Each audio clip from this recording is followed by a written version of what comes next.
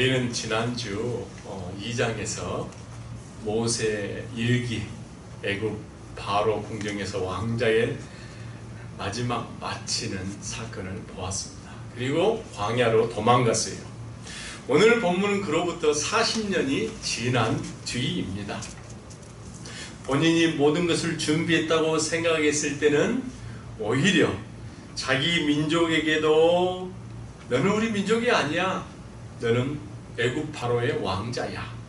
그리고 또 애굽 바로 왕에게는 너는 내 아들이 아니야. 너는 히브리 저의 노예 민족. 그리고 너는 우리 나라의 반역자야. 나귀를 지켜서 그 바로 왕의 피해서 광야로 도망갔던 것입니다. 근데 40년 광야에서 양치기를 하면서 지냈는데요. 어느 날 자기 자신은 모든 것이 끝났다고 생각할 때, 자기는 아무것도 이제 가진 것이 없다고 생각할 때에, 광야에 알 수 없는 한 양치기로 묻혀버릴 그때에 하나님은 모세를 찾아왔습니다. 그를 만나주시고 그를 자기 민족을 바로왕 아래서 출애굽해내는 민족 지도자로 세웁니다. 하나님 이스라엘 백성, 자기 백성의 지도자로 세웁니다. 그래서 오늘 저와 여러분은 그 모든 것이 준비됐다고 생각할 때는 오히려 실패자가 되고 도망자가 되었지만, 하나님은 실패한 그를 찾아가서 불러일으키고 하나님의 사역자로 소명자로 세우는 그 하나님을 저와 여러분이 함께 배우기를 원합니다. 그래서 저는 내 발에 신을 벗으라 이런 제목으로요, 우리를 찾아오신 그 하나님이 어떤 하나님인가, 그리고 든든한 소명자로 사역자로 세워지는 시간이 되기를 원합니다. 첫째로 모세를 찾아오신 그 하나님은 고통 가운데 찾아오시는 하나님입니다. 우리 한번 따라서 해볼까요? 고통 가운데 찾아오신 하나님. 고통 가운데 찾아오신 하나님. 본문 2절을 보면은 여호와의 사자가 떨기나무 가운데로부터 나오는 불꽃 안에서 그에게 나타나시니라. 그가 보니 떨기나무에 불이 붙었으나 그 떨기나무가 사라지지 아니하는지라. 여러분, 어느 날과 마찬가지로 모세는 양을 치고 있었습니다. 그런데 저 멀리 떨기나무에 불이 붙었어요. 당시에 건조한 날씨에 가끔 있었던 일입니다. 그런데 희한한 것은요, 이 떨기나무에 불이 꺼지질 않고 계속 타고 있는 거예요. 그런데 이 떨기나무가 원래 히브리 말로 하면 스네라는 말입니다. 스네. 그곳에는 스네가 많아서, 이 나무가 많아서 그곳을 시내산이라고 불렀던 거예요. 이 스네는요, 어떤 큰 나무도 아니고 장미 덩굴 같은 나무예요. 그래서 크게 자라면은 한 1.5m까지 자라요. 그리고 사막에서 불이 붙으면 다 없어져 버리는 그런 그냥 가시나무, 보잘것없는 나무예요. 그런데 여러분, 여기서 우리가 왜 하나님 하필이면 그 보잘것없는, 볼품없는, 불에 붙으면 쉽게 다 없어져 버리는 그런 떨긴 나무 속에서 모세를 불렀을까요? 성경에 보면 하나님이 자기가 택한 사람에게 찾아가서 말씀하신 적이 여러 군데 있습니다. 잘 아는 것처럼 인류 최초 아담 있잖아요. 범죄에서 숲을 속에 숨어 있을 때 아담아, 아담아, 내가 어디 있느냐, 그걸 자꾸 부르시잖아요. 또 우리 믿음의 조상 아브라함을 부르실 때는 너는 너의 친척 본토집을 떠나고 내가 내게 보여줄 땅으로 가라. 우리가 아는 것처럼 형을 피해 도망가던 야곱에게는 나는 여호와니, 너의 할아버지, 너의 아버지 이삭의 하나님이다. 내가 보고 있는 이 땅 모든 것을 너에게 주리라. 이렇게 하나님 찾아가서 이야기한 적이 있는데요, 구체적으로 오늘 본문처럼 어떤 떨기나무다 이런 구체적인 상황을, 그 위치를 이야기한 적은 별로 없습니다. 근데 여기에는 의미가 있어요. 본문 속에 모세의 관심을 빼앗았던 불타는 떨기나무 속으로 부른 이유가 있어요. 그것은 무엇이냐? 떨기나무는 애굽에서 극심한 노동 가운데 시달리는 자기 동족 히브리 민족을 이야기하는 거예요. 그리고 이 떨기나무 불에 타서 없어져 버려야 되는데 그러지 않고 계속 없어지지 않고 붙어 있는 것은, 불이 타오르는 것은 힘없고 폭정과 노동에 시달리는 자기 백성과 그 고난 가운데 하나님이 함께 하는 것이라고 학자들은 이야기합니다.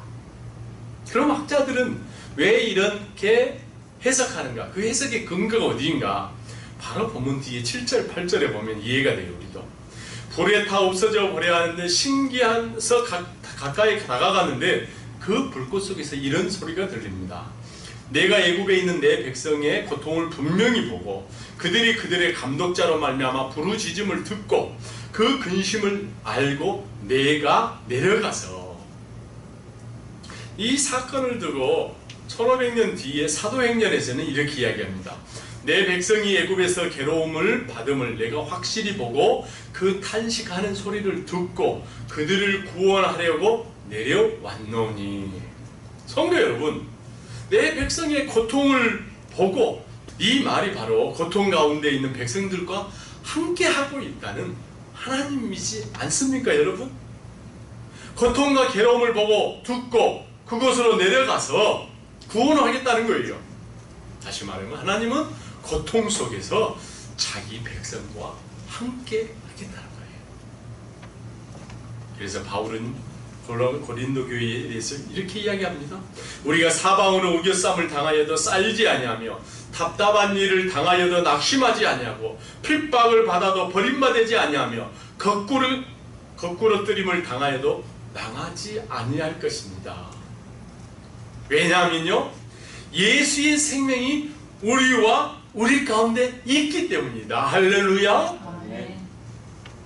성도 여러분, 십자가의 고통과 아픔을 통해서 영원한 고통 가운데 살아갈 우리에게 영원한 생명을 주시고 고통 가운데 있는 우리에게 소망과 기쁨을 주신 줄로 믿습니다. 하나님은 자기가 택한 민족이나 어떤 사람이라 할지라도, 어떤 극심한 고통 가운데 있다 할지라도 함께 하시고 그 고통 가운데 찾아오시는 줄 믿으시기 바랍니다. 우리가 당하는 고통을 보고 듣고 알고 함께 하시는 하나님의 속성을 통해서 우리의 믿음이 자라지 않습니까? 우리의 믿음의 근거가 그거이지 않습니까? 이것이 바로 교회가 세상의 소망이 되는 거예요. 개인적으로 모세 인생에서도 마찬가지잖아요. 잘 나갈 때가 아니에요. 아무도 알아주지 않는 고통 가운데 있을 때 하나님은 모세를 찾아온 것입니다. 여러분, 그렇다면 왜 하나님은 고통 가운데 찾아갈까요? 사람들은 싫어하잖아요. 모른 체 하잖아요. 고통 가운데 있는 사람들을 예면하잖아요. 제가 교회를 개척해보니까 알겠더라고요. 오히려 남들에게 전화도 못하겠어요. 왜요? 그들에게는 즐거운 전화가 안 되거든요. 그렇다면 왜? 오늘 본문에 보면 1절에요. 하나님의 산 호렙이라고 나옵니다. 호렙산. 여러분, 호렙산은 뭐고 시내산은 무엇입니까? 여러분, 호렙산하고 시내산하고 같나요? 같아요? 다릅니까 그러면? 제가 중고등학교 다닐 때요, 이것 때문에 참 혼동이 됐어요. 이거 같은 것 같은데 그럼 왜 이름이 다르지? 늘 혼동이 됐었어요. 근데 분명한 것은요, 같은 산인데 이름이 두 개일 뿐이에요.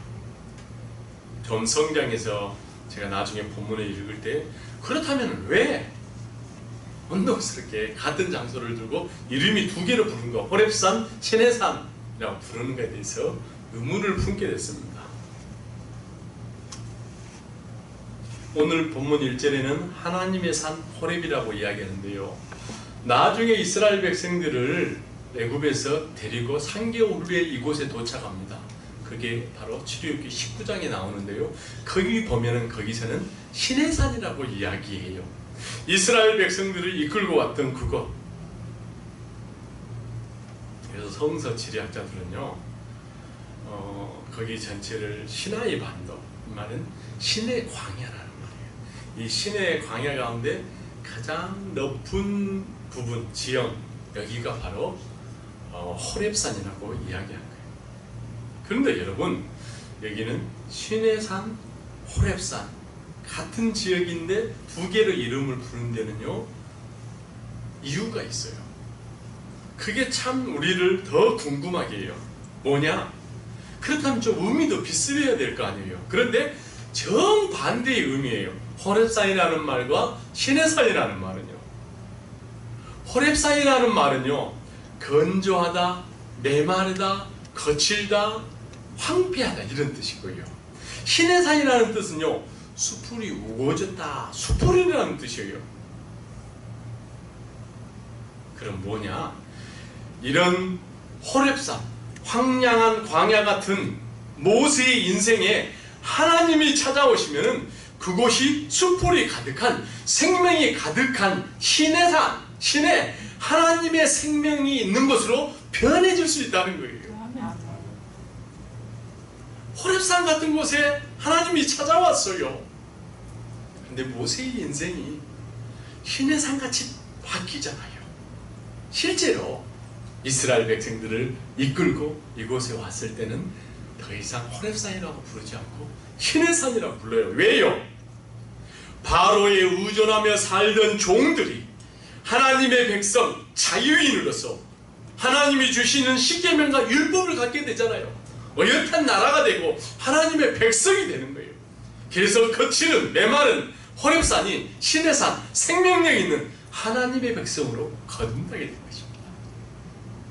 사랑하는 성도 여러분, 설령 우리 현실이 지금 눈에 보이는 거칠고 황량한 벌판, 가시떨기처럼 고통스러운 인생이라 할지라도 지금 하나님은 그 고통 속에 찾아오신 줄로 믿습니다. 믿음이에요. 이게 메마른 호렙 같은 곳이지만 고통 가운데 울부짖는 우리의 소리를 듣고 보고 함께 하시는 그곳이 시내산처럼 수풀이 우거진 곳이 될 것입니다. 고통 가운데 함께 하시는 하나님으로 기뻐하고 사명을 발견하고 세워지는 주의 백성들 모두가 되기를 축원합니다. 두 번째로는요, 우리를 찾아오시고 우리에게 사명을 주시는 하나님은 우리의 환경을 거룩하게 하시는 하나님입니다.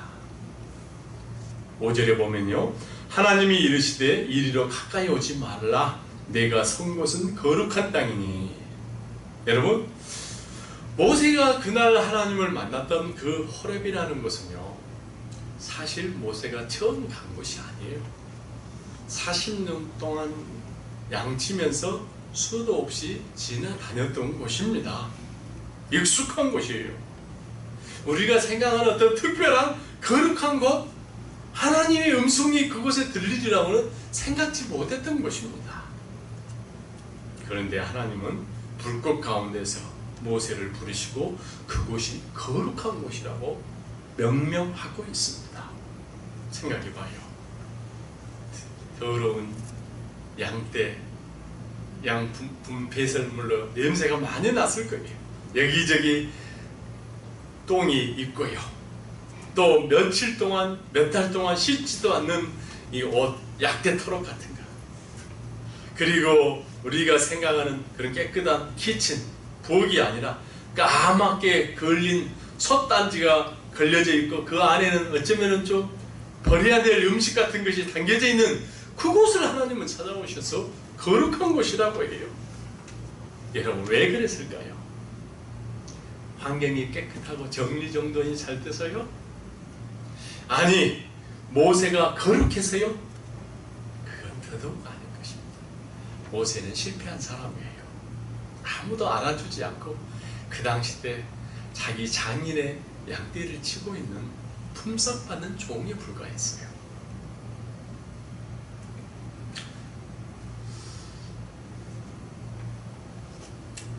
거룩한 하나님이 그곳에 찾아오셨기 때문에 그것이 거룩한 거예요. 하나님이 계신 곳이 거룩한 곳인 줄 믿으시기 바랍니다. 하나님이 계신 곳이 거룩한 곳이에요. 성도 여러분, 우리가 거룩하다, 거룩한 하나님 하면요, 좀 어떻습니까? 세상에서도 좀 저 사람 거룩하다 하면요, 별로 요즘에 인기가 없어요.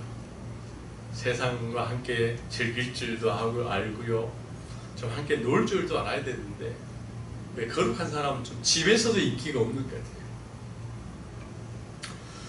우리는 거룩한 하나님 하면 구약의 하나님, 좀 딱딱한 하나님, 더러운 거나 부정한 것을 절대 용납하지 아니하시는 하나님, 그래서 가까이 하기에 거북하고 두려운 하나님으로 생각합니다. 그래서 우리는 거룩하다, 거룩에 대해서 오해할 때가 있는데요, 이 거룩이란 말은요, 원래 언어로는 코데시, 뭔 말이에요? 영어로는 apartness, 아니면 sacredness, 이런 뜻이에요. 좀 구별되고 좀 성스러운. 그런데요, 이 단어가 성경에 보면 총 464번이 쓰이는데, 그 중에 보면 우리가 가장 아는 홀리라는 말로 가장 많이 번역되어 있고요, 두 번째로 많이 번역된 것이 sanctuary. 여러분 많이 들어본 말이죠? 우리 자주 눈에 보이는 교회 안에 많은 건물이 있어요. 교회에 가보면. 그리고 각 룸들이 많이 있지요. 그런데 그 중에서 한 곳에 모여서 예배드리는 그곳, 우리 한국말로 예배당, 본당이라고 이야기하죠. 그걸 생초리라고 하는데요, 이 생초리라는 말은요, 더 원래 의미는 보호구역이라는 의미가 있어요. 그래서 bird sanctuary 하면요, 조류보호구역, 우리 있잖아요. 그런데요, 또 wildlife sanctuary, 이 말은요, 야생동물보호구역이라는 말로 쓰입니다. 특별히 우리 미국에서는요, 이쪽 남미 엘살바도르, 과테말라에서 어떤 폭정에 시달리고 압제정치에서 피해서 미국으로 도망온 사람들 있잖아요. 불법 입국 간 사람들, 그 사람들을 보호하는 운동을 해서 생츄어리 무브먼트라고 합니다. 모세는 바로의 눈을 피해 도망갔지만 거룩하신 하나님, 거룩한 생츄어리 갓, 하나님이 그를 지난 40년 동안 사실 보호하고 지켰던 거였어요. 성도 여러분, 하나님이 계신 곳은 하나님의 거룩함이 있는 곳입니다. 그 거룩한 곳은 하나님의 돌보심과 하나님의 지켜보심이 있는 거예요. 잘 아는 창세기 28장에 보면은 야곱 나오잖아요. 형 에서를 피해서 도망가는데요, 해가 저물었어요. 황량한 사막 모래 벌판에 브엘세바에 이르렀을 때 돌베개를 베고 자잖아요. 그때 불안한 마음으로, 두려운 마음으로 누웠는데 꿈속에 야곱에게 하나님이 나타납니다. 하늘과 땅을 잇는 사닥다리 위에 천사들이 오르락 내리락 하는 것을 보면서 눈 뜨고 나서 깨달아요. 이곳이 바로 브엘세바, 하나님의 집이라고 명명하잖아요. 야곱은 하나님의 보호 아래 도망자 가운데 피난 가운데 있었지만 그곳에 거룩한 하나님이 그를 만나주셨던 거예요. 여러분, 전쟁터에서 싸움을 잘 아는 이스라엘의 초대왕 사울 잘 알지요? 싸움 나가면요, 전쟁 나가면 늘 이기고 돌아옵니다. 그런데 이 사울왕은요, 결국은 하나님을 바라보지 못해요. 하나님을 믿지를 못해요. 눈치만 봐요. 사람들 눈치만. 그러다 그 일생 어떻게 마칩니까? 결국은 길보아 산에서 처참하게 죽잖아요. 그 인생이 끝나잖아요. 그런데 이 사울의 눈치를 받고 도망다녔던 다윗은 어떤 사람이에요? 다윗은 다니는 곳마다 여호와는 나의 목자시니 내게 부족함이 없으리라. 왜요? 자기와 함께 하시는, 자기를 지키고 돌봐주시는 거룩한 생초리 하나님을 보았던 거예요. 네가 사망의 음침한 골짜기로 다닐지라도 해를 두려워하지 않을 것은 주께서 나와 함께 하십니다. 주의 지팡이가 막대기가 나를 안위하시나이다. 할렐루야. 거룩한 하나님, 생추리 하나님이 지켜주었기 때문에요. 그 하나님을 날마다 보았던 거예요. 그 날마다 그 하나님을 인정했던 거예요. 그래서 결국 다윗은 이스라엘 나라를 부강한 나라로 세우고 훌륭한 이스라엘의 지도자가 되잖아요. 성도 여러분, 하나님이 모세를 부르신 곳이 거룩한 곳이 된 것처럼 하나님이 우리를 부르시고 모인 지금 이곳이 거룩한 곳인 줄로 믿습니다. 왜? 거룩한 하나님이 우리와 함께 하시기 때문에. 우리가 거룩한 건 아니에요. 세상의 문화와 쾌락과 가치는 우리의 가정과 직장과 우리의 자녀들 파괴하려고 침투해서 심지어는 교회까지 들어와서 우는 사자처럼 파괴하려고 하고 삼키려고 하지만 함께 모여 예배하는 저와 여러분은 결코 삼킬 수 없습니다. 왜요? 우리가 믿는 하나님이 거룩함이기 때문에 거룩하신 하나님이 저와 여러분을 지켜주실 줄로 믿습니다. 이 거룩함이 우리가 세상을 이길 힘이에요. 우리가 절대 약하거나 우리는 절대 부족한 존재가 아닙니다. 이 거룩한 하나님과 함께 사명자로 승리하는 저와 여러분 모두가 되기를 축원합니다. 세 번째로 모세를 찾아와서 사명자로 세우신 하나님은요, 우리의 책임자 되신 하나님, 우리의 책임자 되신 5절을 보면요, 하나님이 이르시되 가까이 오지 말라. 내가 선 곳은 거룩한 곳이니 내 발에서 신을 벗으라. 여러분은 어떠신지 몰라도요, 저는 신에 대해서 많은 추억이 있어요. 슈즈, 신발에 대해서. 어렸을 때 보면요, 꼭 추석 때가 되면은 좀 기다려라, 추석 때 신발 사줄게. 찢어져도 좀 기다리라고 그래요. 추석 때가 되면 신발을 꼭 사주셨는데요, 새 신발을 신고 마음이 설렸던 데가 바로 그저께 갔습니다.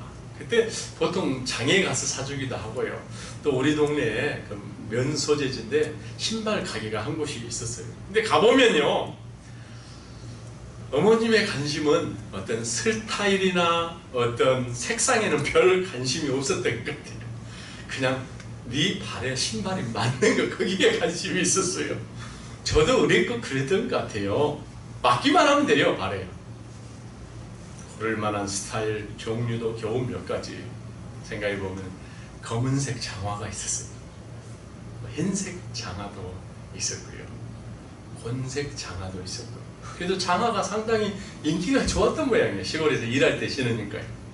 또 그 위에 보면요, 검정색 털신, 이게 꼭 빠지지 않고 있었고요. 또 하얀 운동화도 있었고요. 우리 학교 다니는 때 신는 잉크색 학생화, 여자들이 신는 거예요. 그리고 여학생들이 신는 검정색 구두, 좀 좋아 보이는 거 황토색 농구화, 애들이 신는 축구화가 다였습니다. 별 차이도 없고요, 가격도 거의 비슷비슷해요. 그런데 한 달 전쯤에 제가 필요해서 신발 사러 마켓에 갔습니다. 근데 참 고르는데 힘이 들었어요. 어렸을 때 그 신발가게 같은 생각이 나더라고요.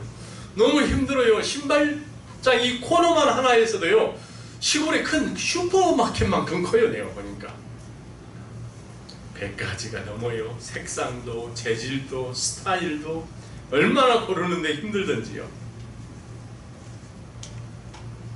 옛날에는 운동화 하나면은 축구도 하고요, 농구도 하고요, 그 신발 신고 다 했어요. 근데 지금은 축구할 때는 축구화, 농구할 때는 농구화, 그렇잖아요.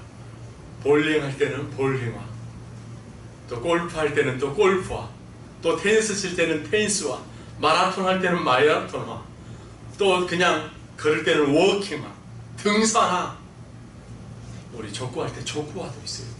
다 달라요, 기능이.